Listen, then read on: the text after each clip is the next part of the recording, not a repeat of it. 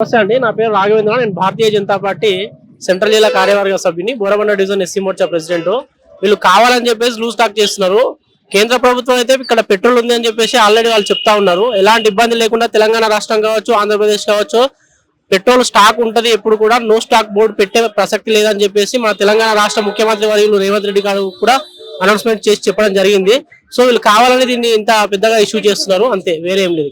అంటే ఇంకొక విషయం కూడా అంటున్నారు కదా, పెట్రోల్ బంక్స్ దగ్గర చాలా వరకు నో స్టాక్ బోర్డ్స్ కనిపిస్తున్నాయి. ఇంకా కొంతమంది అయితే పెట్రోల్ బాటిల్స్ లో పట్టుకోవడం కానీ లేదు, ఇప్పుడు లేదు అని అంటున్నారు. ఇంకొంతమంది అయితే ఎలక్షన్స్ తర్వాత రేట్ పెరుగుతుంది అని ఇప్పుడు స్టాక్ ని దాచిపెట్టుకుంటున్నారు అని అంటున్నారు డీలర్స్ నుంచి. మరి మీరేమంటారు? అది కావాలని చెప్పేసి వీళ్ళంతా చేస్తున్నారు. నాకు తెలిసినంత వరకు అయితే మేము ప్రతిరోజు టీవీలో చూస్తున్నాము. అది ఆంధ్రప్రదేశ్ లో నో స్టాక్ బోర్డు అని కనిపిస్తున్నాయి. తెలంగాణ రాష్ట్రంలో మాత్రం నో స్టాక్ బోర్డులు ఎక్కడ కూడా లేవు. ఆల్రెడీ సీఎం రేవంత్ రెడ్డి గారు మీ అందరి దృష్టి కూడా తీసుకురావడం జరిగింది. ఎక్కడ కూడా నో స్టాక్ బోర్డు కనిపించొద్దు, స్టాక్ ఉన్నట్టే చూపించాలి. ఎక్కడ కూడా కస్టమర్లకు కావచ్చు, వెహికల్ వాళ్ళకి కావచ్చు, ఎక్కడ కూడా పెట్రోల్ కి ఇబ్బంది లేదని చెప్పేసి, సమస్యలు రాకూడదు అని చెప్పేసి వాళ్ళు ప్రభుత్వం దృష్టికి తీసుకెళ్లాలని కేంద్ర ప్రభుత్వం నరేంద్ర మోదీ గారు కూడా ఆల్రెడీ చెప్పారు.